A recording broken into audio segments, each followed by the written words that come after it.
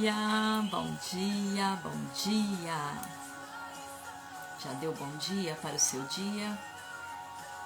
Já exercitou o seu sorriso hoje? Durma sorrindo.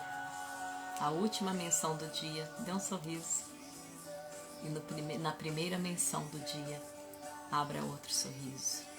Um sorriso muda tudo. A gente libera hormônios quando a gente sorri. Então, nem sempre um sorriso é um ato involuntário. Nunca é. Um sorriso, ele sempre traz um hormônio de otimismo, um hormônio de vitalidade, de vontade de vencer. Então, o sorriso não é só você mostrar os dentes ou estar melhor ou mais bonita. Quando você sorri, você libera hormônios que trazem felicidade. Bom dia, Dai. Bom dia, Silene. Como que vocês estão, gente? Mandar os aviãozinhos aqui da live. Manda aí para as amigas também. Chama o povo para receber uma mensagem, né? Nesta manhã. Receber uma palavra. A gente sempre tem algo a acrescentar quando a gente ouve algo que é construtivo. Sempre vai acrescentar na vida da gente. Manda para as amigas, para os amigos. Mandando aqui, finalizando. Vamos lá então. O nosso tema hoje é sobre habilidades socioemocionais. O que são habilidades socioemocionais? É como você lida com, digamos, não fracassos, mas quando você tem adversidades na vida. Porque o fracasso em si é quando você desiste. Vou baixar um pouquinho aqui. Quando você desiste daquilo que você se propôs a fazer, aí sim é o fracasso. Agora, quando você lida de frente com as adversidades, você está pronto, teu emocional ele fica mais forte. Então é isso que a gente tem que desenvolver ao longo da nossa vida. E com essa, né, com esse processo, a gente fica mais forte, mais amadurecido. E qual que é a mensagem hoje? Nós que já passamos por muitas adversidades e temos que vencer cada batalha, que é acreditar que amanhã é um dia melhor, que você vai fazer muitas coisas diferentes, que você vai enxergar novas perspectivas. A gente tem que ensinar isso para as nossas crianças, para os nossos jovens, para aqueles que ainda estão aprendendo. Porque ao longo da vida, essas pessoas aprendem a se defender. Isso é do ser humano. A gente cria,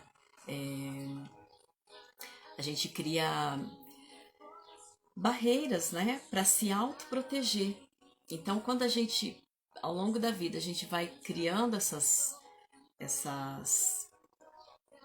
sistema de defesa no nosso cérebro, ele fica ali, ele é instalado. Então, não é que você nasce com isso, porque isso vai fazendo parte da sua personalidade. Personalidade a gente vai ganhando, né? A gente vai expandindo ao longo da vida. Então são fatores que a gente pode mudar. E quando a gente ensina o outro, ensina alguém que é mais jovem, como se defender socioemocionalmente, numa situação de derrota, numa situação de fraqueza, a gente na verdade está tornando essa pessoa mais forte, a gente está ajudando ela a ser mais forte. Porque a gente ensina o quê? A gente ouve, né? Não é que a gente ensina. A gente ouve que a gente tem que vencer. Vencer, vencer, vencer, lutar e sempre vencer. Mas a vida não é assim, né? Só de vitórias. Alguém tem que vencer e alguém tem que perder. Então não é ensinar alguém a ser derrotado, aceitar ser derrotado, não é isso. E não é aceitar nós mesmos sermos derrotados. É, na verdade, olhar para essas derrotas com um olhar de cura, um olhar de amor, um olhar de vencer. O que eu aprendi com isso? É olhar para essas situações e perguntar: o que eu estou aprendendo com isso? O que isso me ensinou? como que eu posso agir de uma maneira melhor, como que eu posso olhar para isso com uma perspectiva melhor. Então essa é a pegada, né? De você preparar alguém para quando ele tiver sucesso, para quando ele vencer, ele ser humilde. Porque o sucesso, ele vem com o quê? Com o preparo, com o estudo, com a calma, com a paciência. Apenas sentimentos bons vão te trazer ao verdadeiro sucesso. E isso a gente tem que ensinar aos nossos filhos, ensinar às pessoas que dependem de nós também. Por quê? Para que a gente tenha um mundo melhor e não um mundo onde as pessoas ficam se atacando o tempo inteiro, crianças envergonhadas, tímidas, porque sofreram alguma derrota na vida, né? Isso traz uma timidez, e a timidez, gente, não é uma característica colocada na gente de nascença. A timidez é sempre um bloqueio, tá? Existem pessoas introspectivas, é diferente de timidez. A timidez é sempre uma vergonha. E a pessoa tímida, ela se torna uma pessoa arrogante, né? Uma pessoa que se fecha ao aprendizado, tá? Então, muitas vezes o tímido, ele não enfrenta nenhuma situação e dá a impressão que ele não quer fazer, que ele não tem coragem nem vontade de fazer, mas pelo contrário, o tímido, ele evita a derrota, ele evita o fracasso. Mas isso não é saudável, porque para a gente vencer, para a gente crescer, a gente precisa enfrentar essas adversidades. Não é todo dia que as coisas dão certo, não é todo dia que a gente tem sucesso, né? Mas a gente todos os dias tem aprendizados. Então a gente tem que chegar lá no final do dia e agradecer, seja qual foi o dia que você teve. Você tem que agradecer, porque você aprendeu.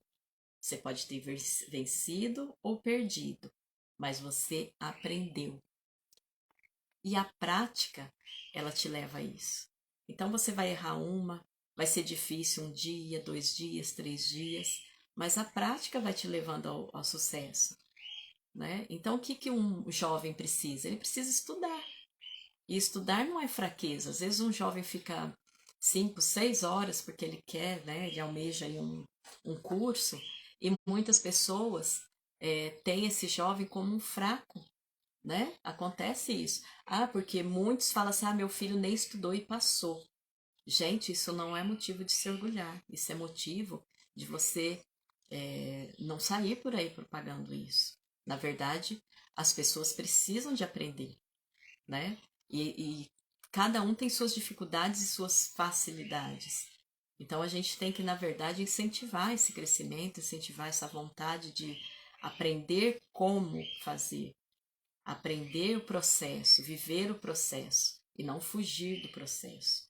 Porque para uma criança que ouve desde cedo que ela é inteligente, que ela não precisa estudar que ela passa, que ela faz tudo e não, né, tudo que ela faz ela consegue. Essa criança, a hora que tiver uma derrota, ela vai se frustrar e vai entrar numa depressão, né? Quantos jovens estão se cortando, deprimidos? Bom dia, Su, bom dia, gente. Quantos jovens deprimidos, né, se automutilando porque não sabem lidar com o fracasso, porque não querem decepcionar os seus pais, não querem nos decepcionar. E nós mesmos, né, adultos, maduros já, quantas vezes a gente evita certas situações para não decepcionar ninguém? Você perde oportunidades de aprender, de crescer, porque você não quer decepcionar ninguém. Escreve aí para mim se fez sentido para vocês isso, essa mensagem, né? Dessa inteligência que a gente tem que desenvolver e a gente tem que ensinar as pessoas a desenvolverem. Porque o fracasso é a desistência, não é a perda, né? Você perder uma batalha, isso te ensina. Agora, o fracasso é quando você realmente desiste, quando você acha que você não é capaz ou você não quer mostrar a sua vulnerabilidade, que você pode vencer ou não, né? Mas a gente tem que se permitir ser vulneráveis, porque se a gente quer aprender, se a gente quer se desenvolver, por que não se posicionar? Por que não estarmos abertos ao aprendizado, à sabedoria? Hoje eu vou fazer uma leitura aqui que tem tudo a ver com a questão do fracasso, com a questão do sucesso e do fracasso. A gente tem que saber ser humildes e entregar a nossa vida a Deus. Aprender a receber a sabedoria do alto. Porque Jesus conhecia os seus discípulos e eles negavam que fracassariam. Então, Jesus, essa leitura que eu vou fazer aqui, ele fala de Pedro, né? Quando Pedro negou 3 vezes. E Jesus já sabia. Por quê? Ele nos conhece melhor que nós. Ele conhece o nosso coração. E Jesus disse que um dos discípulos também o trairia. E nenhum deles se manifestou. Mas Jesus sabia. Jesus conhecia o coração de cada um.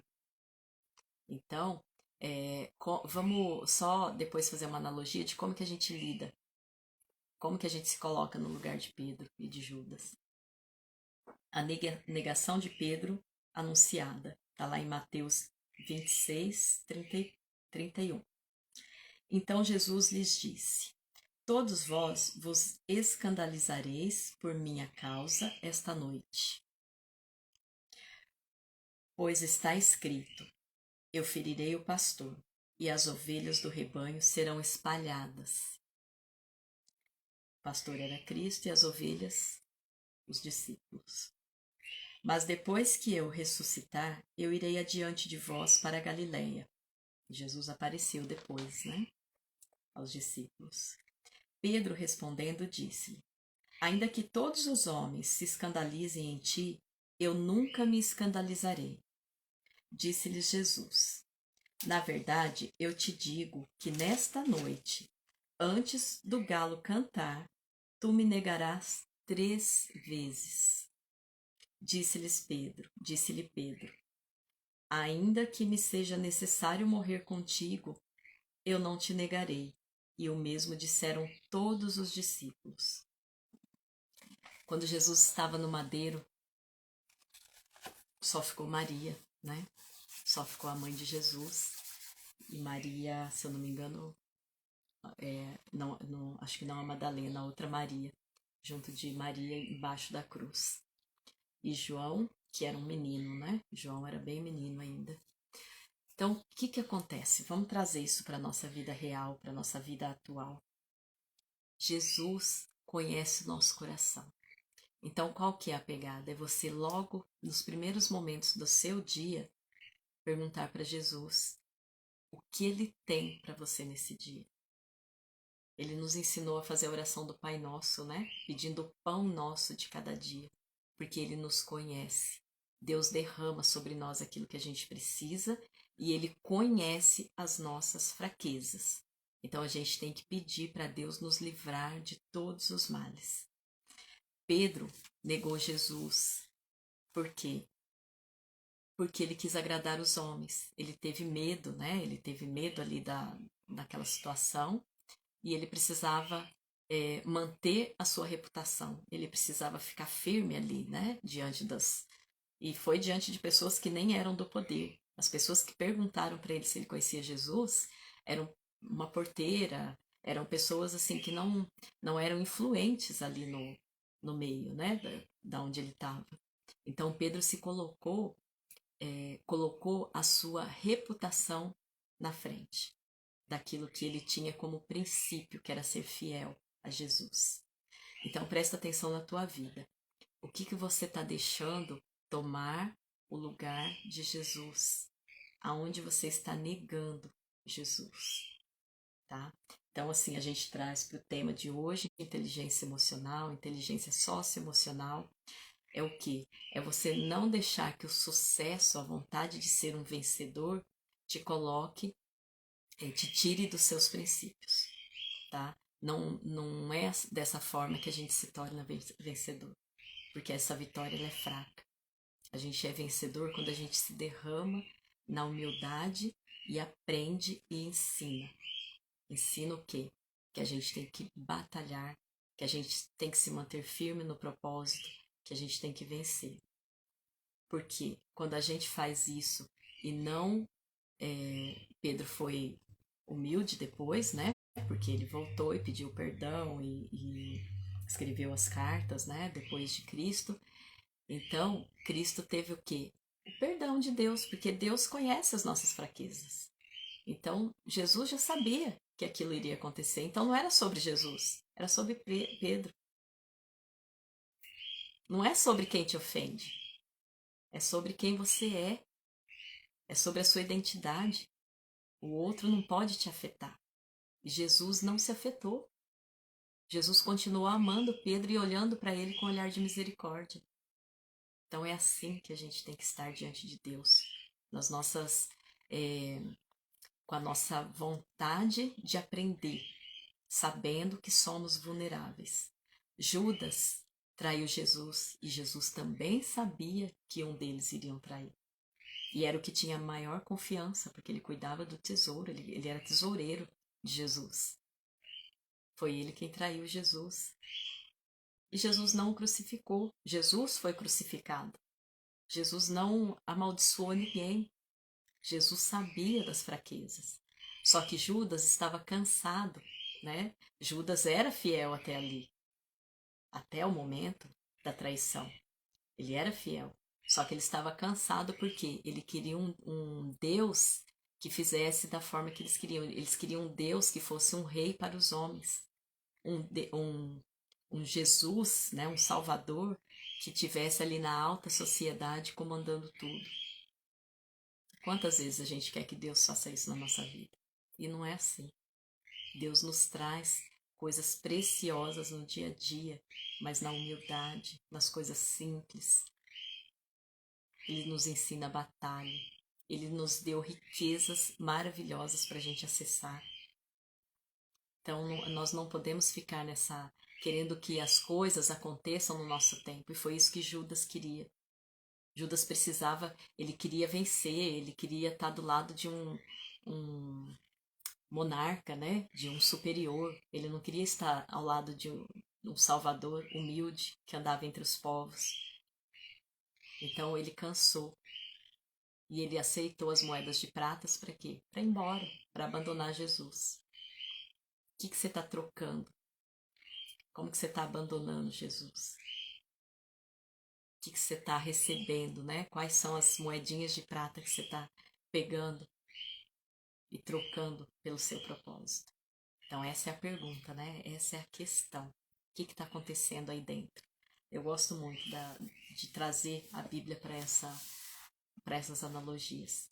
Então você ter o seu emocional estruturado é você se reerguer.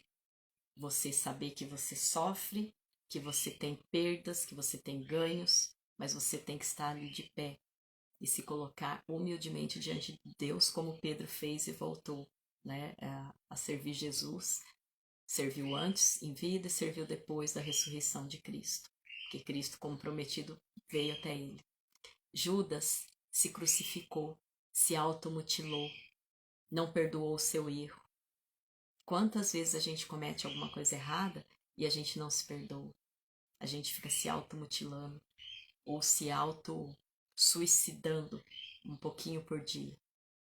Perdoe-se a si mesmo. Não faça como Judas. Judas acabou, ele tirou a própria vida, porque ele não conseguiu carregar aquela culpa. Tira isso de você. Não aceite viver na culpa, não aceite viver no remorso, não aceite isso para a tua vida. Coloque-se diante dele e fala: Deus, eu preciso da tua força, porque não é pelas nossas mãos, é pelas dele.